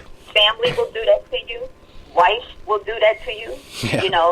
A lot of things. And he has a lot of good elements in his life right now. So, and again, he was young. So, he didn't have a lot of direction. But once he got it, once he came out of prison, he was married to a very well-rounded woman at first, and he's married to a well-rounded woman now, who helps him in business and help politics a lot of these deals that he gets done to, make things happen for him so that he can secure, everything for him and his family. It's all good, for him. So, again, people grow. But one thing I can say is that he's always been intelligent, where people just thought that he just didn't know. And was stupid. He's always been a lot of people don't realize how much he studied with Cuss's influence, and how many tapes he would just give him access to, and he would just sit there all night watching tapes of old fighters. That's half of what made him great. But one thing he talks about in the Logan Paul interview is how Cuss ingrained in him and kept telling him, you're going to be the greatest thing the world's ever seen. And he put that seed in him that he was going to be great, and he believed it. And actually, from the way he tells it, that was the cleanest time in his life. Like, he never got rowdy or broke out and spent all night out in those days. He was very rigid, and Cuss kept him grounded. But it's just an amazing journey for him. And we know you're in Vegas now, so what are you doing in the boxing scene out there now? Well, right now I'm in politics right now. I'm not in the boxing Strictly scene. Politics, all right. Currently, yeah. But I'm moving in a different direction for sure. More on the entrepreneurial level All right. of things. So all of that will be forthcoming, soon. But I will definitely, stay grounded in boxing industry, entertainment, sports, and politics. How long have you been out I there like in Las Vegas? Well, I arrived maybe 4 or 5 years ago, maybe 6 years ago now, and it's been it's been a journey for me here. I was then over at the Mayweather gym. Well, actually, Floyd. I spent a little bit of time there. He had said to me a few years ago when I said, say it again. I spent a little time there when I was out there. Actually, I had no idea. I was standing right next to the CEO there of the Mayweather Promotions, Leonard Ellerby, his manager there. I had no idea who he was, what he looked like, and when it came time to go on the ring ropes to do the camera stuff, because I was pressed for Fight News Unlimited, I'm standing right next to him, so I'm in half the pictures for the Ortiz fight, the controversial one where he knocked him out when he wasn't looking. Right. So I was there for all that pre-fight press and everything. And I was in the background for a lot of videos, and it was pretty cool. But I only got to ask him one question because I had to go over to the Chinese market across the street and get batteries for my camera while the full press rush was going on, so I didn't get a chance to get in line. And when he got in the ring, nobody was asking him questions. He was gloved up and everything, getting ready to do the stuff with his uncle and the mitts. And I said, "Floyd, what do you love most about boxing?" And he didn't answer. So I was like, fuck, what am I going to do? I got to ask again. "Floyd, what do you love about boxing?" I'm like the only guy yelling. And he goes, "Everything." One of the best answers ever. Yeah. One word. It's good. He's one of the coolest ones. They're all cool. I love the boxers, straight out. I like talking with them and well, my grandfather, again, was a boxer. So, again, I just have this special connection, with the fighters here and the coaches, and I just love them all. And especially Pop Mayweather. We're really close. Well, he lost his, Floyd lost his rap man, too. Guy that rapped his hands. Say it again? Rafael Garcia, I think his name was. Floyd's rap guy that did his hand raps all the time. Yeah. And he would participate in some of his workouts. And one of the crazy things was one of our most watched videos on YouTube on the Fight News Unlimited page is the little segment of the video, the workout that I filmed, where Rafael started dancing in the ring with him. And a few people commented after he died. This is awesome to see. But yeah, he's a cool guy. Yeah. Well, I'm still behind the scenes, working with executives, doing what I do. I'm staying low key. I don't like the spotlight, don't care for it. Again, I told him I wanted to work for him, and he said, "Well, if you want to work to any capacity with me, you would have to move to Las Vegas, period."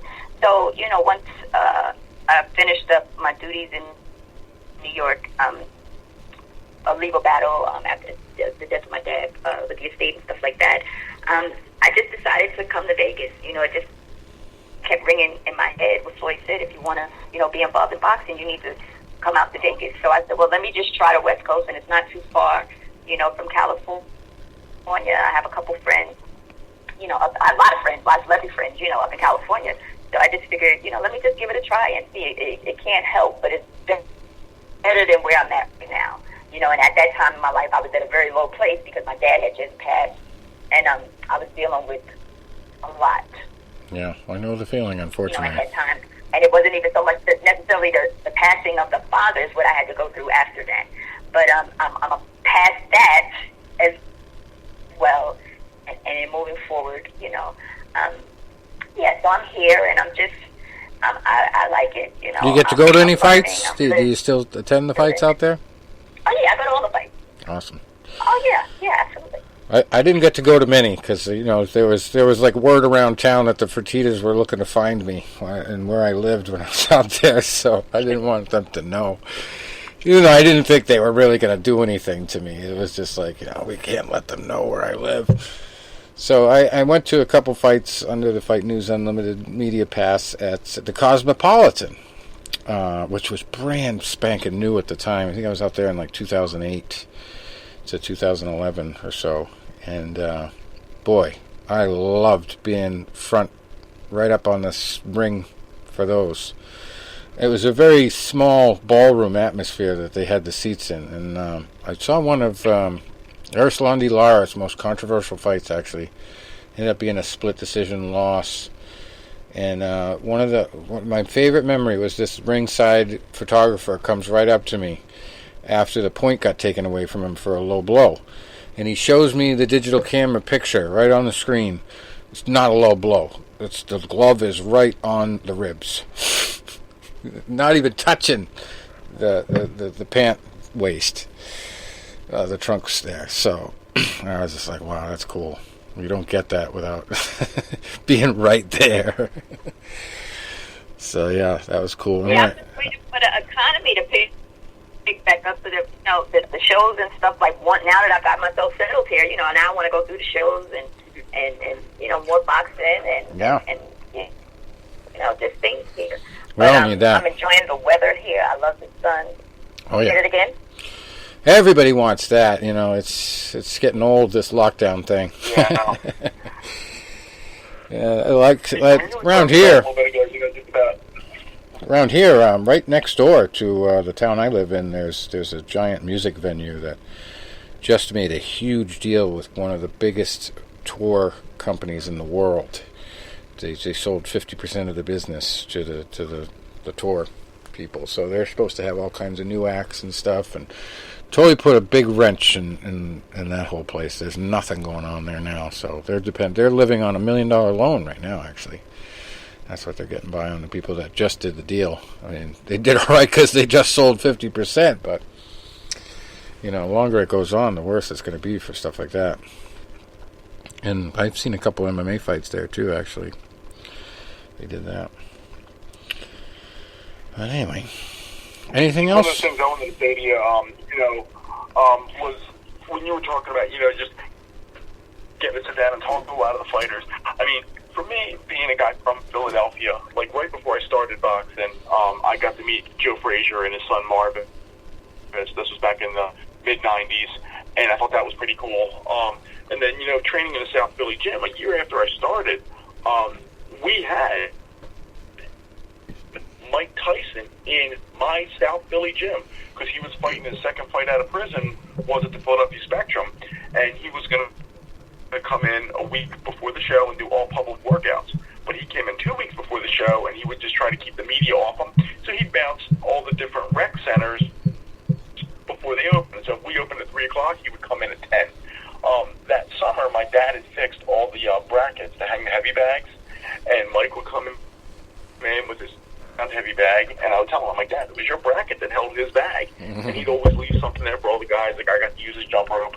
But, as you were saying, like, boxing's a sport. Like, I fought amateur, Rich fought amateur. We almost fought each other. But it's like, it's a fraternity where you really get to have a personal connection with guys that are top flight guys. And one that really sticks out to me was last year out in Las Vegas. I was out for the Canelo-Danny Jacobs fight. And, I'd seen Danny fight a year or two prior, close to Philadelphia. And after it was over, I walked over and I was, hanging out with Antonio Tarver, talking with him, getting photos with him. And we got a couple interviews. No, we got one interview with him, right? Convention. We ended up getting that interview. Should. I forgot about that. So Rich had to go to this convention, and and I'm getting pictures with the guys, and I see Roy Jones is going to be there, and I'm like, man, you know what?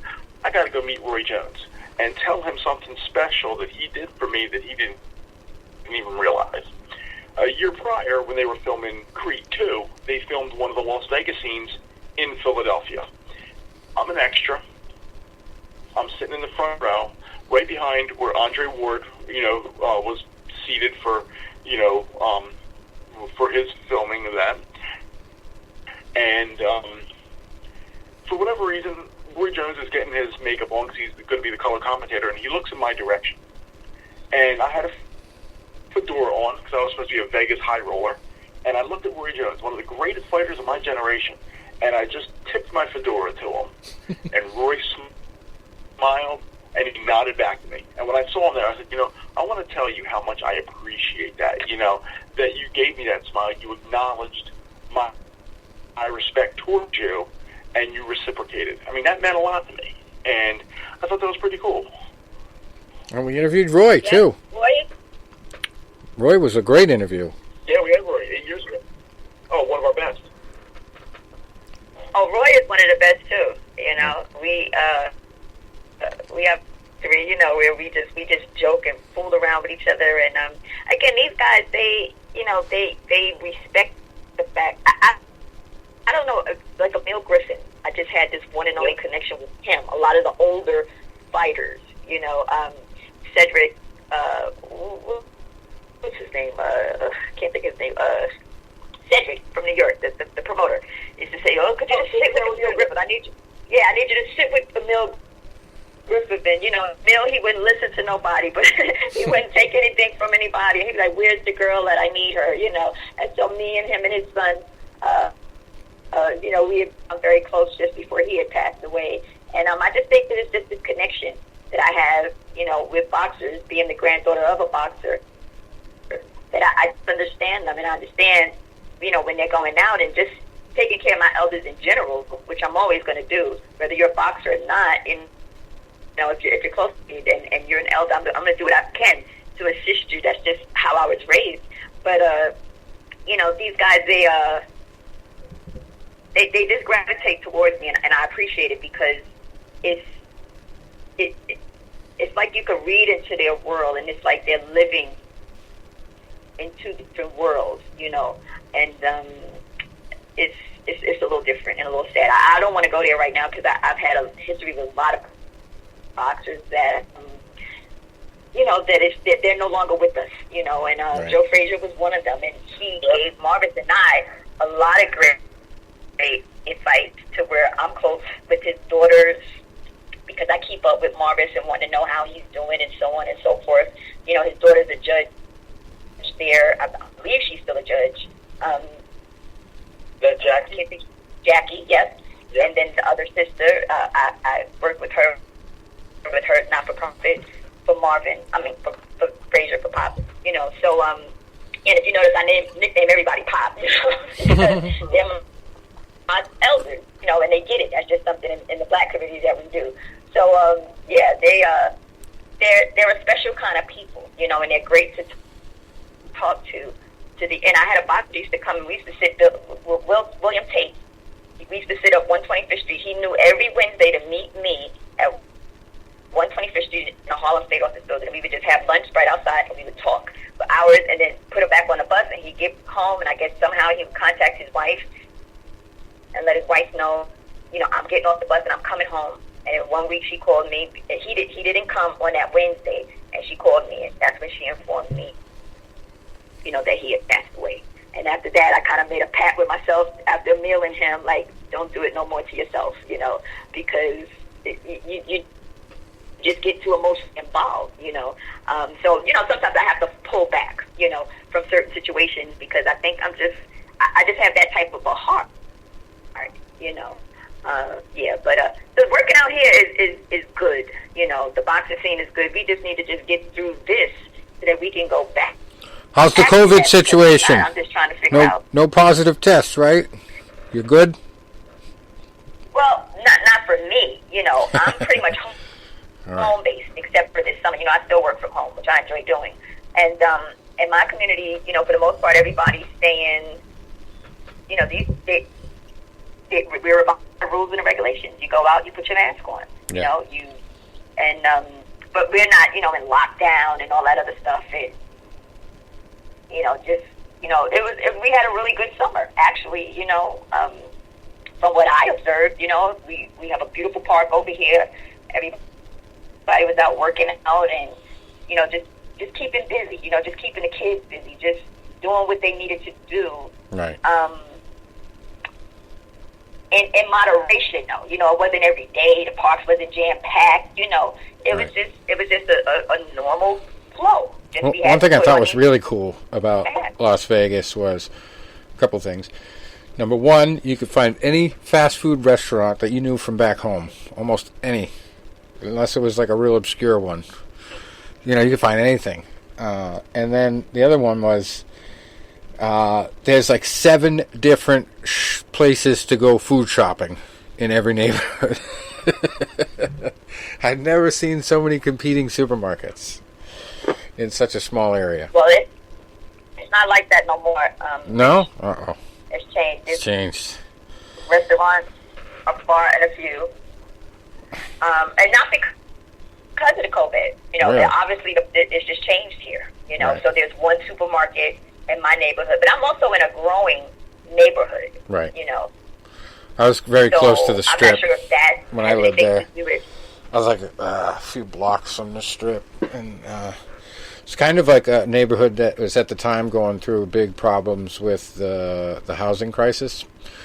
So a lot of places were being abandoned and left to rot, and only a couple people were in the buying mood at the time, thinking about investment.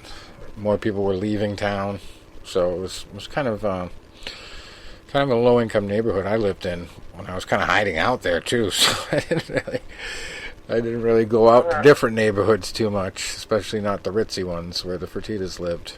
Yeah, I mean What neighborhood did you live in? I think it was Paco Street or something like that, if I remember correctly. Oh, okay. It was You don't take a closest casino was like Fremont Street area, that area, and then the pawn shop was real in the neighborhood. And it only took like 5 minutes to get to the courthouse. That's where I had to go by cab or car.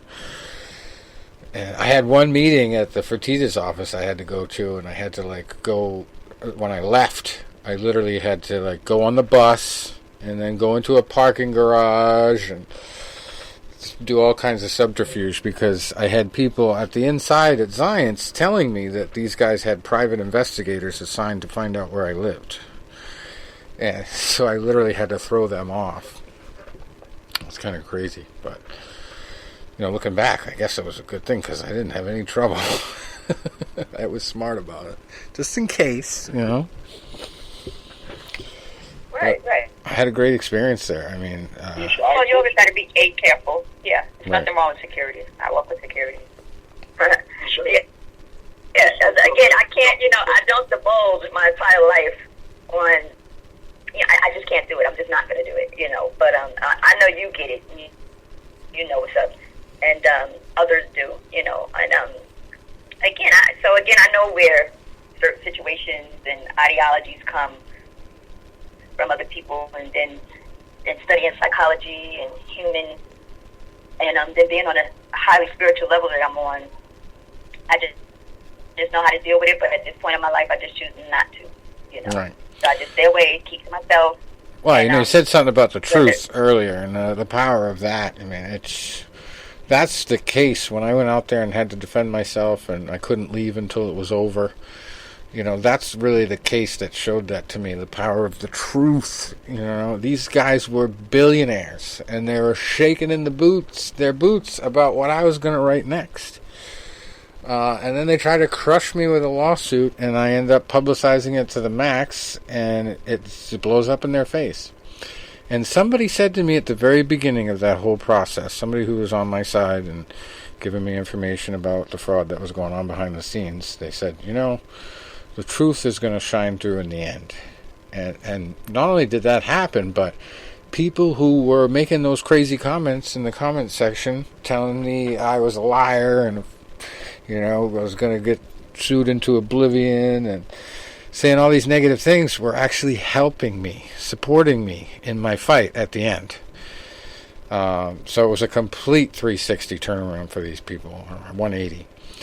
And I was just very humbled by the whole thing because I just was energized by finding the truth, and I ended up having the handle Writer for Truth in the blogging page that I started it on because that's what I focused on, that the truth would shine through. One must learn too. You don't go totally against. My lawyer just said to me today, and it had nothing to do with the threads or anything like that, because he's not even in the U.S. But we talk about it, and like I said again, I'm not against the Democrats or the Republicans. I'm just for truth and for righteous people. I don't care what color you are. Right. So, but we need to band together as a nation in the USA, in the U.S., and understand that what we have been going through, and I believe this is the generation to do it, along with our youth, okay, to say no more. We need justice. We need reciprocity. We need truth, and again, this is the time that we're in. So those that are not, again, there's places you can go, and sometimes when I talk, and they be like, gosh, you don't know about you being a leader, because I have an idea. I have a plan. Let's start separating. There's enough land to where it's all you to believe this way or think that way. Y'all can all move to one state. We might have to start shifting people around, but hey, we can get this done. Yeah. But for all you that think this way or believe that way or want this, y'all all go live in Colorado. How about that? And all y'all that feel this way or feel this way, pick a state. Yeah. Pick your state. Yeah. Pick what state you want to go to. That's where your tribe, your vibe is. Okay. Yeah. And it's a done deal. We don't have to cohabitate together. No. And I don't have to deal with what it is that you deal with, because then it stops those that's trying to move forward and be progressive, and then they'll see. You have to show people. You can't just tell them, and that's what we've learned to do over the years. I think Rich, you and I both have learned that. You have to show them. Tony, you as well, because now that I'm thinking back, I do remember you as well. You were the co-host from back in the day in Tom as well. So again, it's everything's jogging my memory. I've been through so much in the past. I think we lost Tom. We didn't get a chance to ask him to give you his psychic outlook. The one thing I We call him say Psychic Tom. is good has no skin color. Good is good. Bad is bad. We saw bad things happen over the summer. And there was a lot of divide, politically, racially, ethnically, religious, and you can't mark one bucket and say, because this person is of this gender or this ethnic background or this racial background or this religion or political stance, that makes them good or that makes them bad. No, good is good. A good person is a good person, no matter what their skin color is, no matter what their religious beliefs are, no matter what their gender is, no matter what their background is, political affiliation, none of that. Good is good. But I also want to let you know, I just sent you a message on Facebook when we were talking about Joe Frazier, and I think you'll really like this. 5 years ago, in Philadelphia, when they erected the Joe Frazier statue, I was down there for that, and I do a lot of video editing as a hobby. So I took all the photos from that day, and I'm in my sequin Uncle Sam outfit because I was heading over for my birthday party at the Phillies game. And I had fighters like Mike Banks and all that, Charles Brewer, coming up to me for photos because they like my Phillies outfit. But there's one photo on there, and you'll see a picture of me holding my phone up to Marvis Frazier, and he's got this smile on his face. I had downloaded the picture of Joe, myself, and Marvis on my phone from when I was 17, and there's a picture of me showing him my phone and him smiling, and I thought that was pretty cool. Beautiful statue, and I really got a lot of good photos so you can see the detail and what a fantastic job the sculptor did. And I set the video with all the pictures to one of the greatest songs, Ain't No Stopping Us Now. Nice. I just messaged that to you, and you can watch it, and if you like it, please feel free to share it, I will. I'm sure I will. Yeah, I often talk with we had a Frazier. You know her. We had a. Yeah, like I said, I used to talk. I talked to Joe. I talked to Joe a couple times, and Marvis. I've actually met and had phone conversations with. Yeah, she's I forget which number daughter she is, but she's the one that has the not-for-profit organization. So we often work together. And then Jackie Lai Frazier, that's her name. Yeah. She ran for judgeship in your town, and so again, that family and I, we stay in touch, and I often check on Marvis to see how he's doing. He's down. I believe last I heard he was in Atlanta with his daughter. She's taking care of him. Yeah, but that Mike Tyson fight is the one that that was just that was not the best fight for him to partake in. Because he hasn't been the same since. And again, this is where I know I came with Tyson, but my heart. Once I met Frazier's, so which I'd known them a while, because again, it was just my ignorance of the fact that my family was in boxing. My dad always knew, that my grandfather was a boxer, and so they kept us embedded in sports, and then my other grandfather drove for promoters here. Remember, Rich, when I was trying to find out who the promoters were? Yeah. That my grandfather was working with, who his promoters actually were. I did get a little bit more information, but I'm still not there yet. So now I'm just trying to get him into some halls of fame. So that's some of the things that I'm trying to do here. But then, and I'm here in Vegas, and I'm told, you got to go to New York to do that. If you want him in New York, and right. He spent a lot of time in Cuba and a couple other places. So again, I have initiatives like crazy, and businesses, corporations, not-for-profits, all types of business plans that I plan to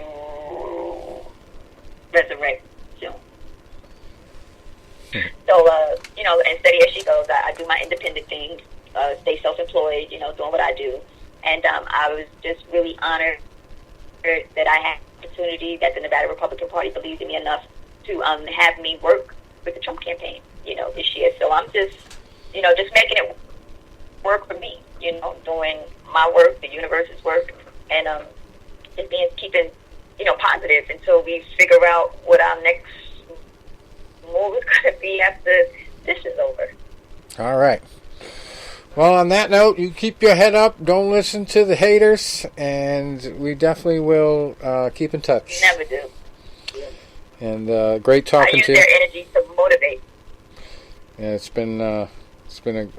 it flew by tonight. We've already hit the 2-hour mark. I'm trying to, but you know what? Feels like 20 minutes we've been talking. It's been a trying year, but you know what? This is when you go down. This is when you stand up. You bite down on your mouthpiece, and you fight even harder. That's what I believe.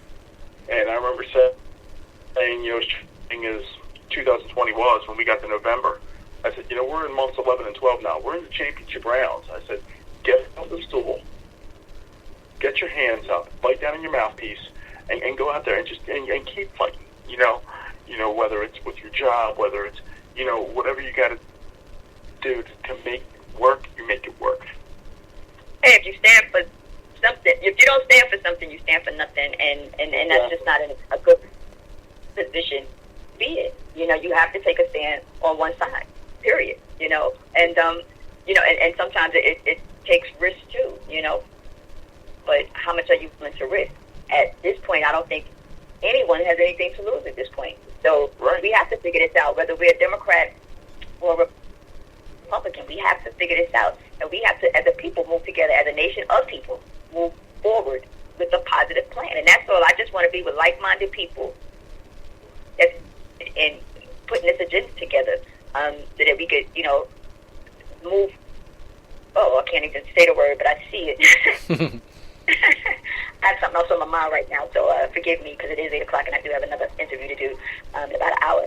So, again, it was a pleasure. Rich, anytime. I'll be glad when, this is over, so again, we can dialogue a little bit more, sure. About things. I have said a lot of things that I really want to say. That's because I can't really say them right now, but I wasn't granted permission to do this brief interview today because it's just, on my end, just getting a little ridiculous on folk coming at me, as a black Republican. I just don't get it. Well, the funny thing is, everybody loves free speech until they hear speech they don't like. Right.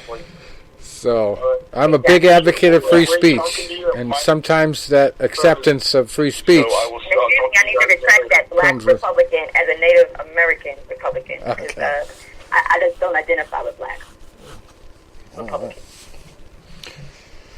Yeah, it's a tough climate for sure. But anyway, great catching up with you, and awesome conversation, and we will let you know when it's all posted and up and ready to go, which should be soon, and we'll go from there, and we'll keep in touch. And I thank you for your time and You're for hearing me out. Thank you. And I just want to give a shout out to all my supporters. I just want to raise the vibration of the ancestors, the angels, to keep protecting all of us, Tom, Keisha, Rich, and Tony, as we move forward in this 2021 in prosperity. Yep. I second that emotion. Okay. All right. Good night. All right, guys. Thanks for Good stopping night. by. Okay. All right. So there's Keisha Morrisey, and that about does it for us for the Combat Sports Show. Till next week. Adios.